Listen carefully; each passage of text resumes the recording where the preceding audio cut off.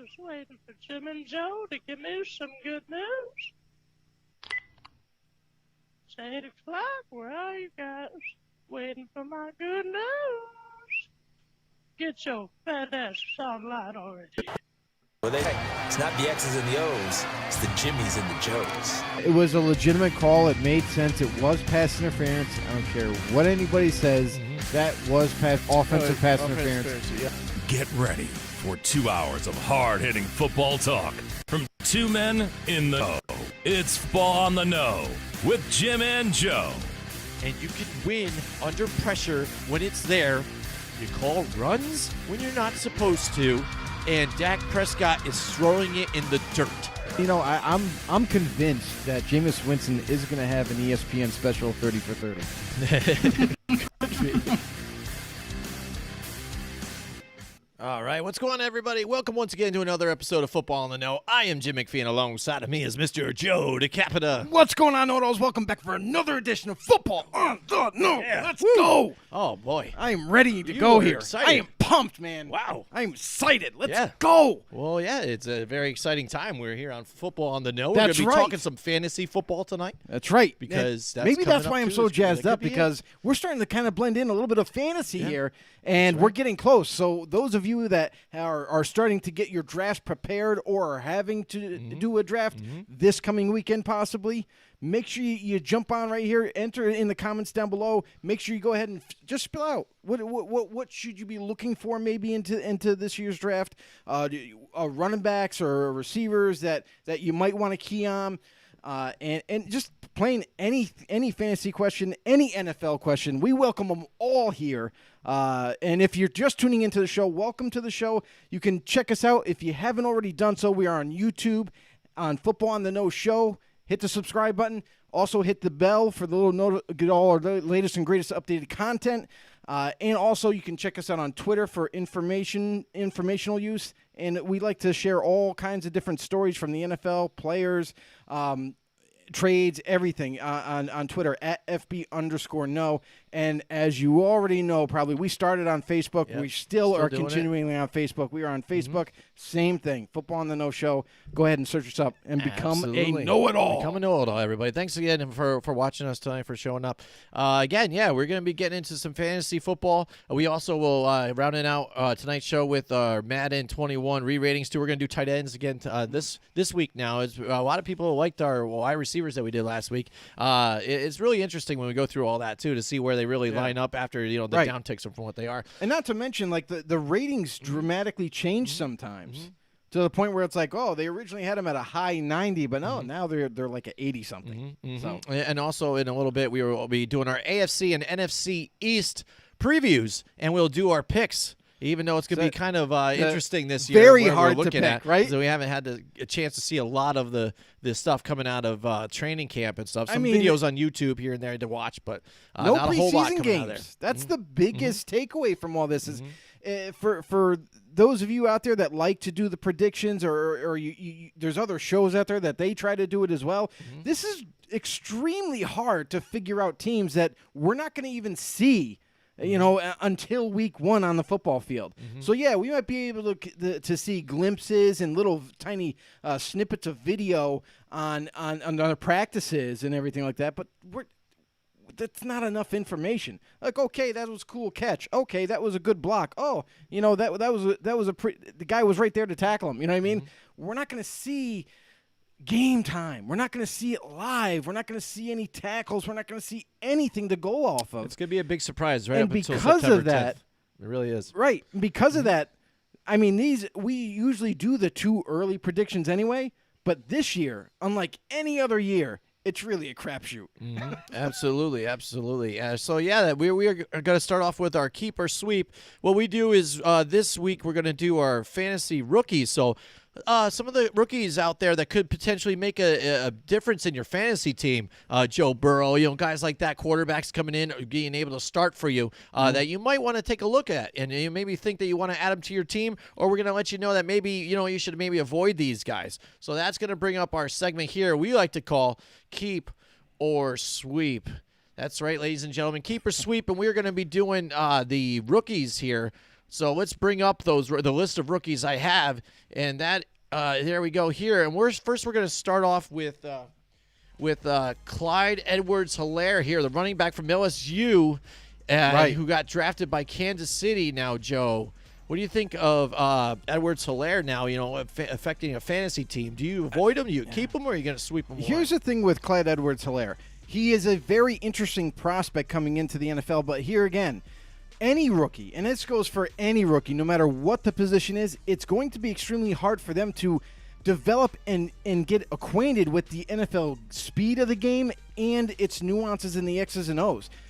This is what is going to be a daunting task for a lot of these rookies is no preseason games to basically kind of rate your play, correct some mistakes that you made in week-to-week battles that you once had, and that learning curve. That learning curve is going to be more self-evident than ever. I mean, this is an unprecedented season that we're having with the pandemic going on, social distancing, no preseason games. It's going to be a big impact on some of these rookies.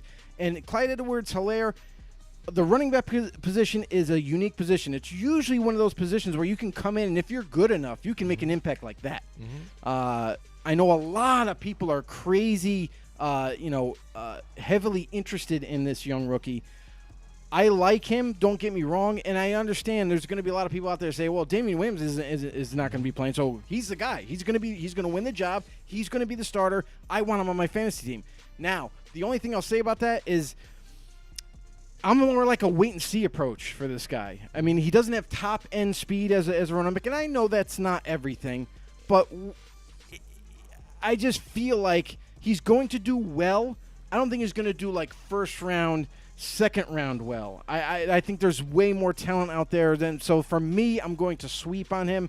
If you can get him in the middle rounds or something like that, I just don't see him being that high caliber. Like a lot of people are kind of putting him on a pedestal already, just because Williams won't be there. Right, and I'm kind of agreeing with you in a sense here too. I think I will go with sweep as well, but again, if you're looking at these guys, I don't think he's going to be like one of your starters, have an impact like that. A good thing is maybe get a value pick for him.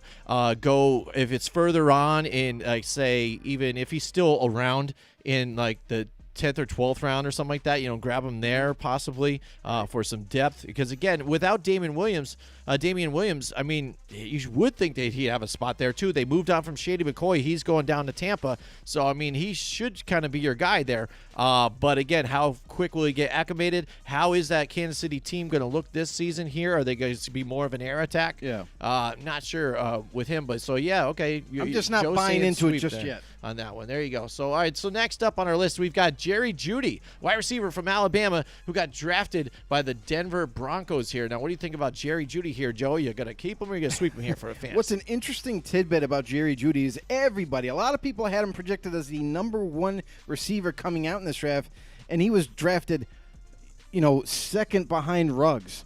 Henry Ruggs was a lot of people, unanimously were thinking that Henry Ruggs was going to be the third option in this draft. Jeudy comes in. He falls to the Broncos. The Broncos get who they wanted. At least that's what John Elway is telling us. He's saying that this is the guy that they wanted the whole time. I know I've heard that from numerous teams that, oh, no, this is our guy. He slipped to us, and he's our guy. Jeudy coming in. Now, listen, I think this kid is an amazing route runner, one of the best in quite a while. He has the speed. He has the nuances of the position.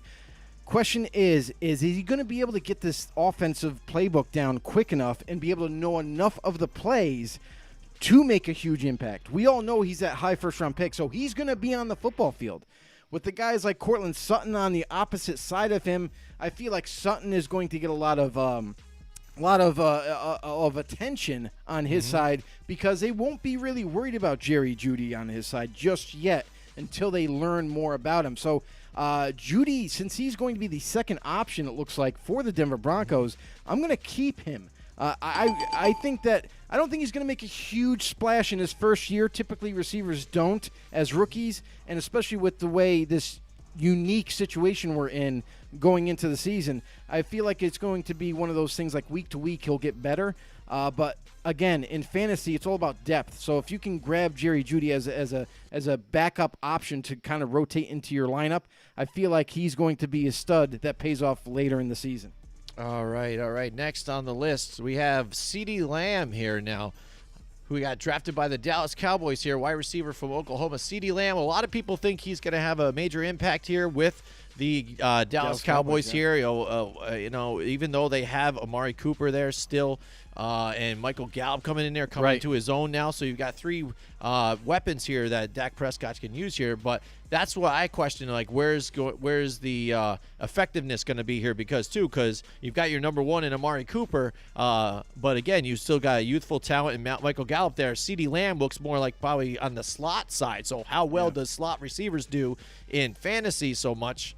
For me, it could be worth a shot in the end. But what do you think, Joe, about CeeDee Lamb? Well, CeeDee Lamb is in a different situation. Unlike Jerry Jeudy, where he's going to be coming in day one and starting opposite Cortland Sutton, CeeDee Lamb is going to be starting in the slot. And that's what the rumor is going on out of Dallas, is that CeeDee Lamb is not going to be the number one or the number two, but rather the number three in the slot type of receiver. Now, this is going to be big, I feel like, for CeeDee Lamb, and especially for a guy of his talent coming out of the draft. A lot of people had him as the number one overall rated receiver coming out, and he ended up sliding all the way to the Dallas Cowboys. Now, the Cowboys said, we have to jump on this opportunity. They take him, and they're getting what looks to be a star to develop in Dallas with Amari Cooper and Michael Gallup on the outside. So it's going to take away a lot of the pressure that he probably would have had to go up against the number one or number two corner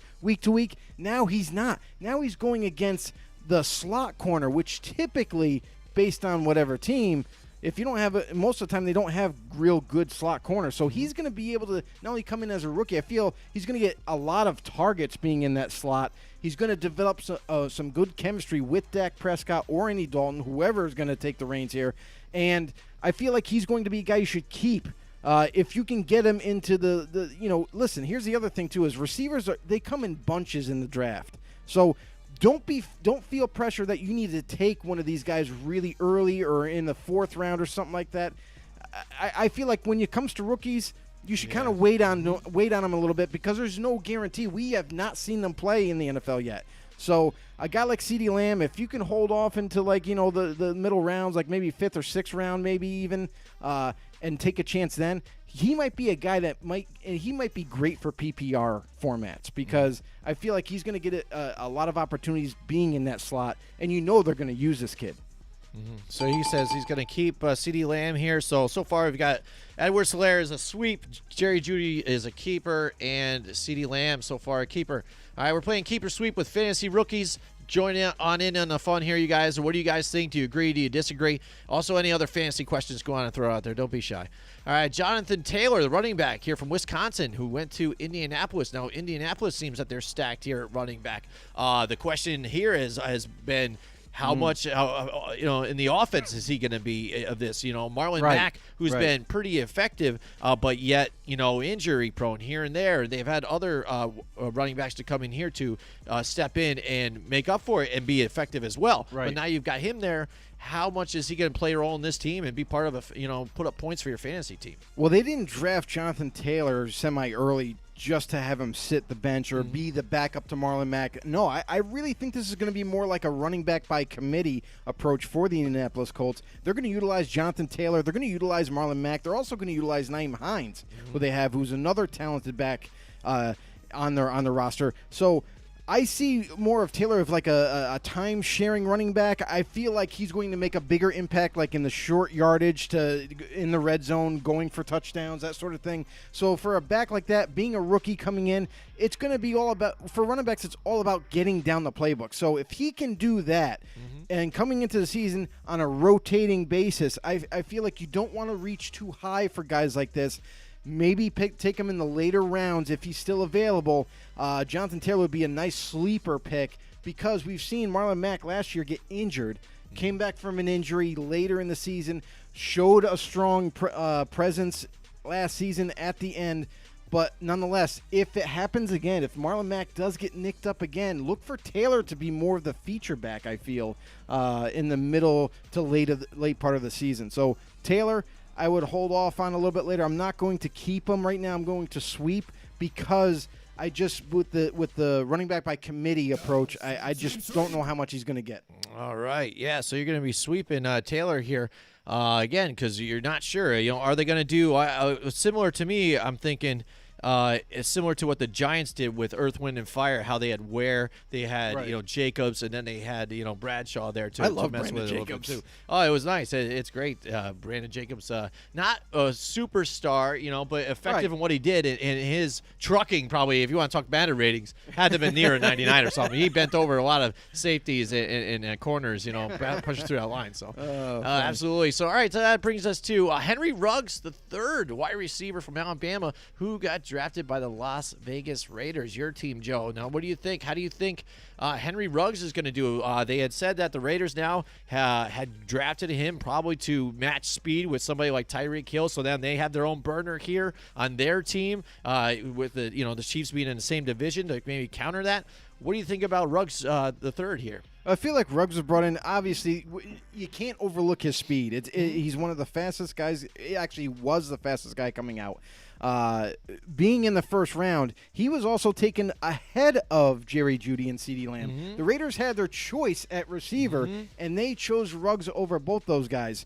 And listen, the NFL teams, they do their homework on these guys. So if they really believe that they have something special like a Tyreek Hill, like the Chiefs have in Ruggs, then why not, right? You can't teach speed. So now they have their burner. Now it's how they're going to utilize him. From what I'm hearing out of Las Vegas is that Henry Ruggs is going to be starting in the slot, believe it or not. And they're going to move him like a chess piece. He's not going to just stay in the slot. They're going to have him on a couple plays or a couple drives. He'll be out wide against the number one corner. Then he'll be predominantly in the slot. Then he'll mix it up and he'll be in the who knows? He could be in the backfield on a couple plays. We don't know what to expect, and we know how creative Gruden is with now having a lot of weapons at his disposal. So the sky's the limit, I feel, for Ruggs, because they're not going to you just kind of put him in a tunnel here, just to be like, oh no, you're only playing slot. They're going to be able to move him around like a chess piece. So I look for him to be more of a prominent part of the offense. Okay. And so for me, again, I know he's a rookie. Listen, any of these rookies all of them could fail. We don't know. But Ruggs, with that speed, with his catching ability, and another key thing that was kind of brought up is he's a good blocker, I guess. I mean, when you look at the guy's stature, you don't think that. But apparently he is, and he's going to be utilized on every single down. So because of the opportunities that he might see, I'm going to keep on Henry Ruggs. All right, he's going to keep Ruggs the third here. So far he's got it split or so. All right, now moving down here, we've got DeAndre Swift here, the running back from Georgia, who went to Detroit. Now, Detroit has been looking for a running back. It seems like they have one here with Kerryon Johnson, but he needs to stay on the healthy track here. That whole team needs to stay healthy altogether, else that's how they can perform, really, because we saw even last year they were surprising people early on. I mean, they're like, wow, look at Detroit. And then the injuries happen. Matthew Stafford goes down. It's a whole mess from there. Shambles, lose the last 6 or so games, and they all just quit. But there they go. They get a running back here. How effective is he going to be for this team and for somebody's fantasy team? Do they take a chance on this guy? And that's the interesting thing about this is the Lions kind of went with best player available. Nobody expected DeAndre Swift to slide down the first round as low as he did. Everybody expected him to be highly picked in the top half of the draft. But nonetheless, he slides right down to the Lions. The Lions jump on the opportunity because maybe, just maybe, I know they like Kerryon Johnson, but maybe they're looking at depth. You know, there's really nobody behind Kerryon Johnson after that. Like, yeah, you bring up Theo Riddick, who is really predominantly a pass-catching running back. He doesn't really run between the tackles or anything like that. So now they get a guy in DeAndre Swift who's kind of stout, and he has some speed, and he has good moves, and he can catch the ball in the backfield. He can do pretty much everything. What's going to be interesting, and I know we're kind of looking at it from afar because of no preseason games, is – who's going to win this job now? Kerryon Johnson, who's slated to be the starter, now is going to have some serious competition because they just used a first-round pick on this running back who they strongly believe, and a lot of people thought that Swift was the number 1 running back coming out, that there's an opportunity where Swift could actually take this job. So because we don't know anything, it's a little bit of a risk. Now, this also could be another one of those things where a running back by committee starts to happen too. But because of the uncertainty, I'm going to sweep. I'm not going to take any chances. Don't get me wrong. I'd be interested if I could get him in the later rounds. But it's too much of a risk right now. Yeah, I mean, I could agree with you there too. Again, but again, if it all depends on, I guess, the health of Kerryon Johnson. How is he going to work out? I'm sure they're going to try and fit DeAndre Swift up in there again because look at the depth that they have there. They have Bo Scarborough is probably their next guy. And there's and that's it. That's the only last person I've heard of it. He didn't even really produce when he played. Didn't he play for San Francisco? I think for a little bit, right? Played for a couple of a couple of teams. Yep. And the thing is, I mean, with Bo Scarborough, he's never going to be the go-to guy. But I feel like if you brought him in and you only used him sparingly, like for touchdowns or something, I feel like he could do that role. He could play that role out. And maybe that's what they're thinking in Detroit. Absolutely. So, all right, so moving on, we've got T. Higgins, wide receiver from Clemson, who got drafted by Cincinnati here. Right. We are talking a keep or sweep here with fantasy rookies. Whether you want to keep them or sweep them away, if you want to think they can do something for your fantasy team, or maybe not, or you might just want to avoid these guys and maybe catch them up depending on how they're doing within the season. So what do you think so far with T. Higgins? So T. Higgins, coming out of the draft, I was never really high on. I know a lot of other people were very high on T. Higgins. They thought the world of him. He's a big body receiver. He can go up and get the 50-50 ball. He's very physical. He's got some speed, but he can't for whatever it is. And I think it's more acquainted to route running. I feel like T. Higgins struggled. Listen, in college football, now this is college football. I understand he was facing top-tier talent in college football, but he could never separate from the corner. Never could separate. It was always the football had to be thrown perfectly to T. Higgins because he was only open by like that much. So to me, in college football, if you're not able to separate from the corner or the safety or what have you, then you're going to struggle in the NFL big time. So I don't think he's going to be able to separate from any of these defensive backs, that to the point where I don't know how much of an impact he's going to make. And because of that, and on top of that, a rookie coming in with the likes of Tyler Boyd being already there with the Bengals, who's the number 2. A.J. Green is healthy again. And if he stays healthy, it's going to put a damper on T. Higgins' projection to be able to get more footballs thrown his way. So because of that, too much of a risk for me. I'm sweeping from Higgins. Gotta sweep. There you go. And so, yeah, like you said, the addition now, A.J. Green coming back, a lot of people are hoping that he can get back to the stats that he used to have, a true number 1 here back when he had Carson Palmer was probably his best times here, or even back a little further than that, but not during the Andy Dalton years. So right. We'll see moving forward with them. So, all right, so we're looking at fantasy rookies here. You're a sweep on T. Higgins. That brings Brandon Aiyuk, wide receiver from Arizona State, who went to San Francisco. Moving on from, was it Goodwin there? So he's not there anymore. They still have some youthful guys here at wide receiver. They bring this guy in here too. So it's almost like they unload a guy, but then they still have a nice piece here still without skipping a beat here for San Francisco. So what do you think so far? Right. So they kind of like they went they out with the old and in with the young and new. So Brandon Aiyuk out of Arizona State. Huge wing. I mean, his wingspan is incredible for his size. So already right there, you already know he's got a huge catching radius. He reminds you a lot of Deebo Samuel, who's already on the 49ers, but he's a faster version of Deebo. So you look at Deebo in the slot, and you actually put Brandon Aiyuk on the outside with this guy, and it would be scary enough, and they're going to do this, is putting them both on the same side at times. Brandon Aiyuk has no real ceiling for this kid. He was very there was a lot of teams in high interest for this kid, and I was surprised that the 49ers of all the teams actually got their hands on him. I didn't think he would slide that far down the first round, but nonetheless, he can do it all.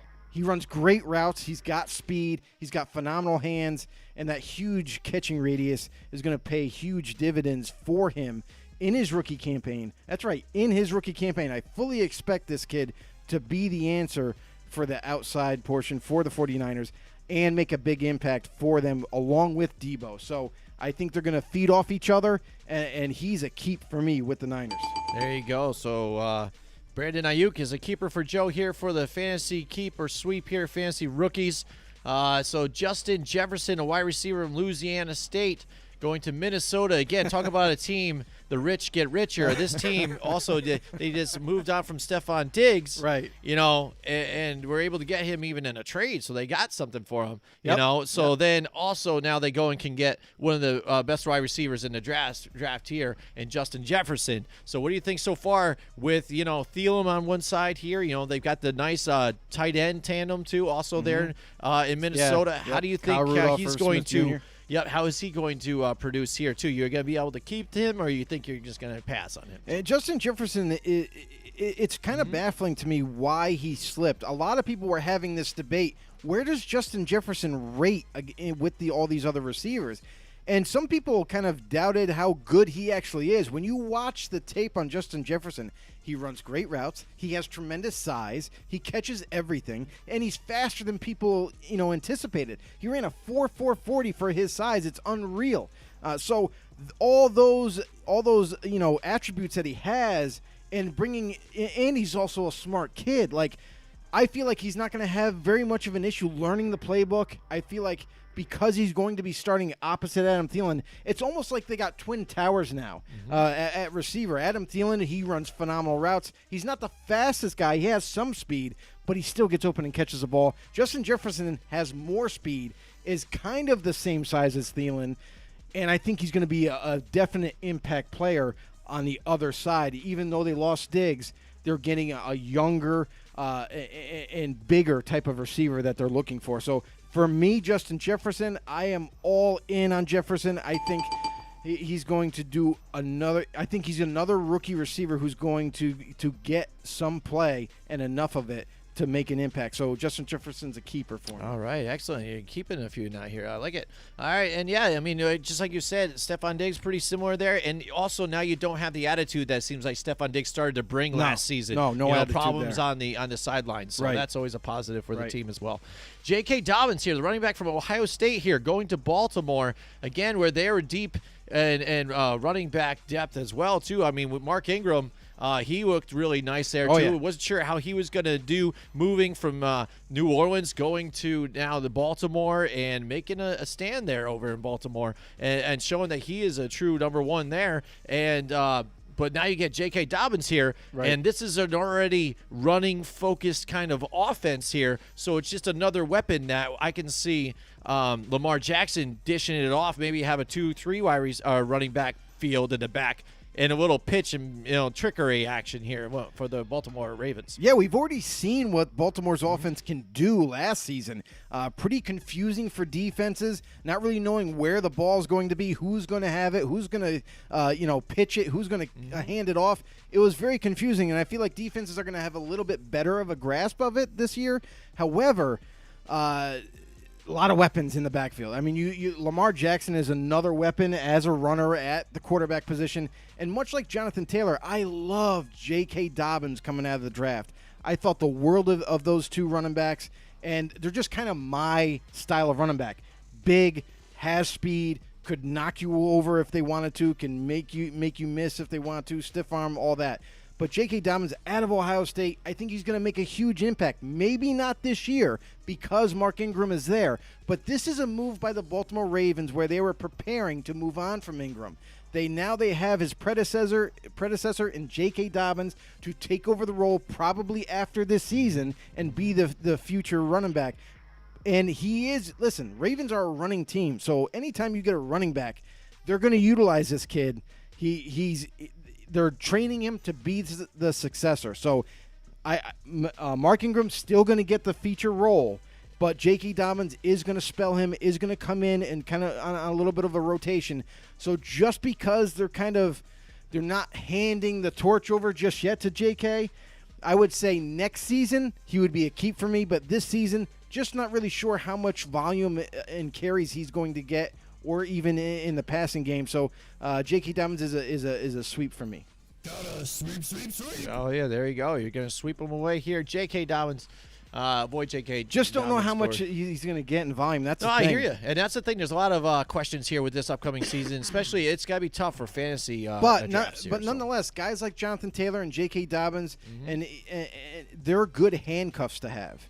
So in case of injury or something, these guys are going to be suited up and thrown right into the fire. and probably in late rounds if they're still out there too. I mean, they're worth a shot to take a look at and grab because, again, you're looking for that hidden gem. There's a lot of players out there that produced that people had later on, or they might have gotten mid, on the waiver wire and picked up. Right. So it happens that way. And that's the thing. Injuries happen every single year, guys. So you got to be aware of your roster and where your needs are. Listen, you always want to have plenty of depth in those two positions, wide receiver and running back. If you have depth in those positions, you should feel rest assured that you're going to be okay for the season. That's true, because especially, too, if people need their running back goes down, they're going to be coming to you to make a trade to get a running back for their team or a wide receiver, like you said. So if you can snatch them up, that's a good way to look at it as well.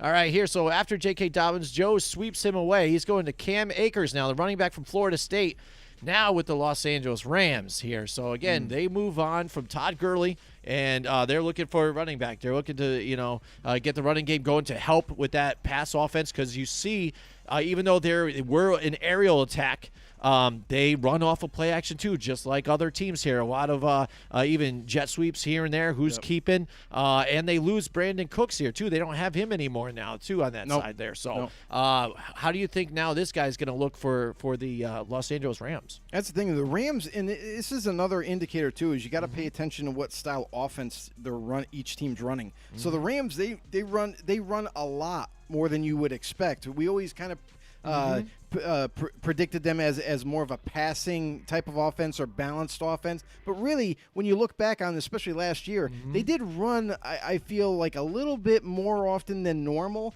And so maybe they're going to that more of that running role and kind of playing play action off of that, and that's where you get the jet sweeps to confuse the defense. So, and there still are questions in the backfield. Todd Gurley is no longer there, so now it's like, who is next? Who's going to be the guy? I feel like Cam Akers is going, after he gets a grasp on this offense, he is going to be the starter. Like, no question. Like, Cam Akers is a really good running back who didn't really get talked highly about that much coming into the draft and after he got drafted. So there were some highlights that people showed and say, oh, this kid seems like he's going to be pretty good and everything. But I think that Akers is going to be one of those sleeper backs who's going to explode on the scene after he gets a starting job. So for me, I'm going all in on Cam Akers. I'm not going to pick him early or anything, but I'm just saying he's a nice sleeper that you could probably get a little bit later. But I'm keeping Cam Akers because I just think he's going to end up starting.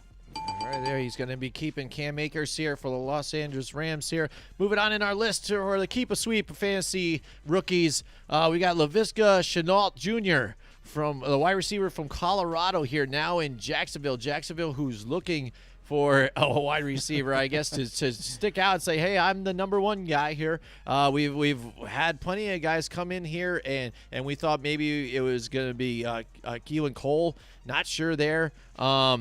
I know, and now he's dropping back further in the depth chart, which is crazy too, because we've seen him. It's like he's like, if it's a MADDEN rating, he's got to have spectacular catch 99, and then everything else is like 73 or something. I'm not sure, I don't know, but again, so then is it be this guy here? But we saw DJ Shark. We talked about him a season prior, and I had said to you, I'm like, this guy has the tangibles. He just had the brick hands. He needs to work on catching. Couldn't catch the ball, and that's the thing, because he had open big play ability, and you could tell that he really worked hard on that. He did. He worked hard on it, and then we got to see it this year. But they add this guy to the mix now too. So also here they get Minshew Mania going wild again, who now doesn't have to worry about Nick Foles coming back. He doesn't have to look over his shoulder anymore. Look over his shoulder. He's got it all on his own. Right. How is Jacksonville going to move forward here, and is Shenault going to have a chance to driving Yeah, this offense. here's the thing is Laviska Shenault, I like this kid. I think he has the tangibles to be good, but not as an outside receiver. So depending on how the Jaguars plan on using him, I definitely would think like Day Westbrook would be on one side and DJ Chark on the other side. And that's really your starting 1 and 2. And I feel like Shenault, listen, Shenault isn't a burner. He's a big physical type of move the chains type of receiver. He has phenomenal hands, great hands.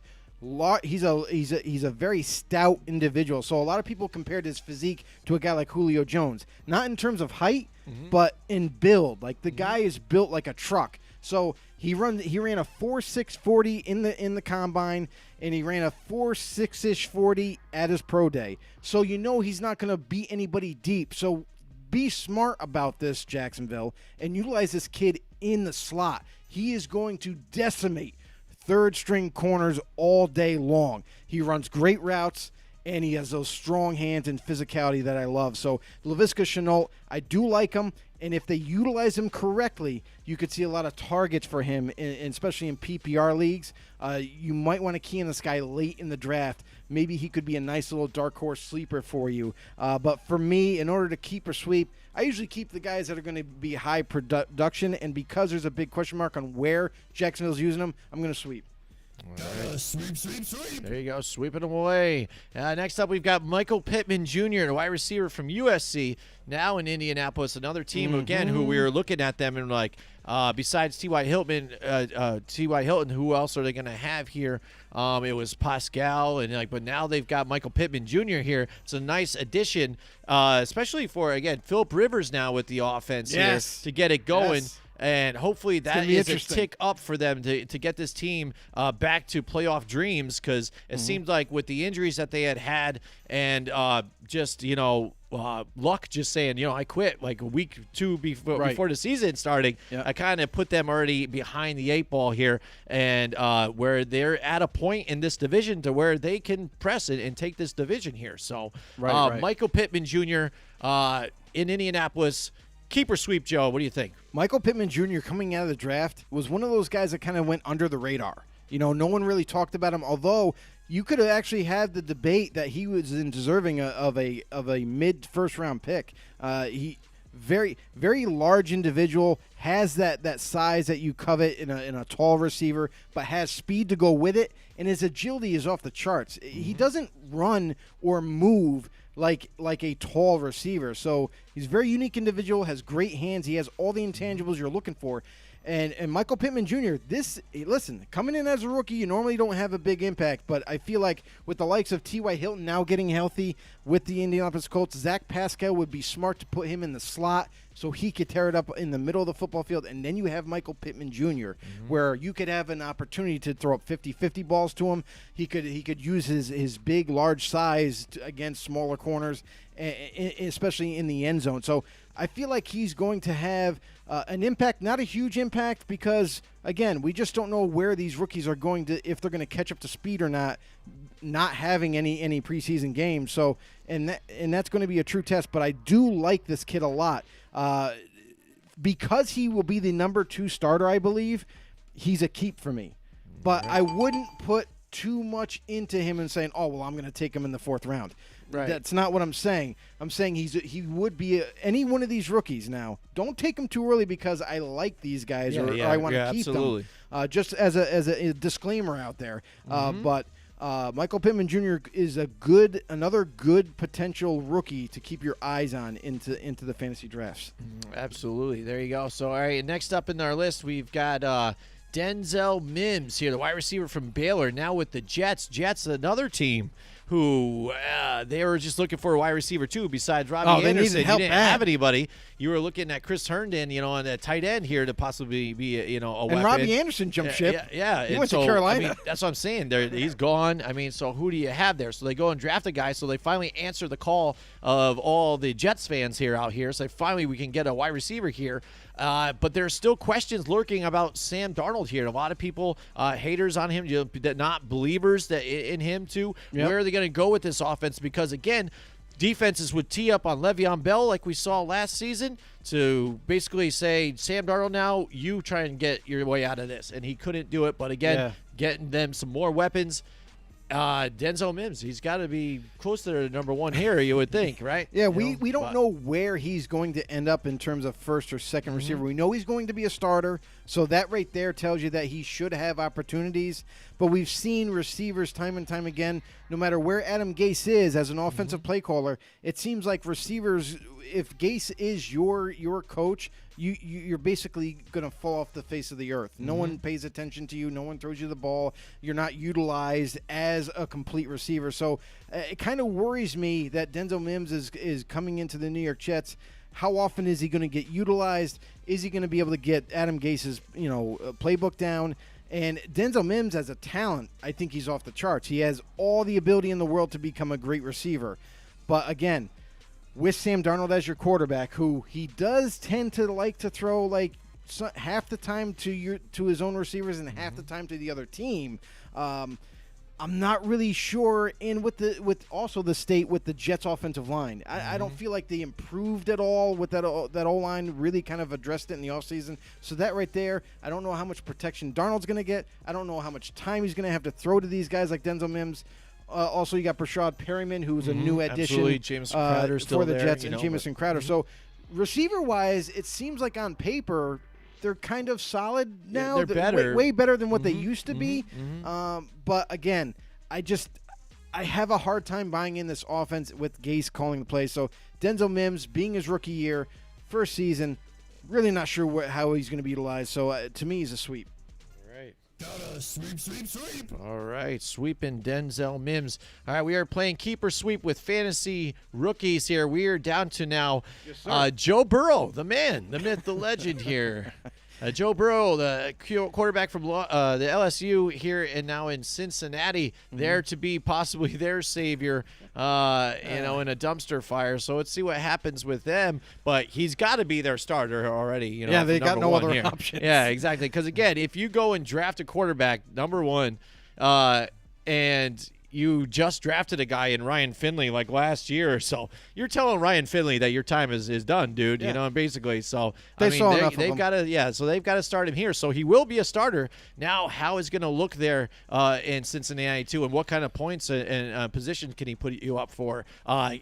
Maybe a backup role on your fantasy team, not a true starter. Even though he heads out of the reins, what do you think, Joe? Yeah, and that's kind of along the lines that I'm going to say is because Joe Burrow, listen, I know he's the guy. He's going to come in. He's definitely going to be the starter. He's a quarterback, so he's always going to have the ball in his hands. But the one thing that kind of scares me in fantasy is rookie quarterbacks because you really don't know what to expect.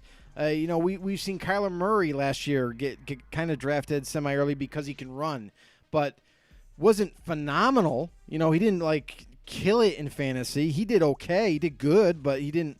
So the one thing is you got to really be careful if you're really kind of diving in and you got Joe Burrow as your number one starter. He's going to make mistakes. He's not going to be 100%. Step in season one and just tear the league apart. That doesn't happen too often. It happens very, very rarely. Joe Burrow, he has the weapons. So, he's got A.J. Green. He's got Tyler Boyd. T. Higgins seems like he's going to be more of a slot guy, I think, at this point.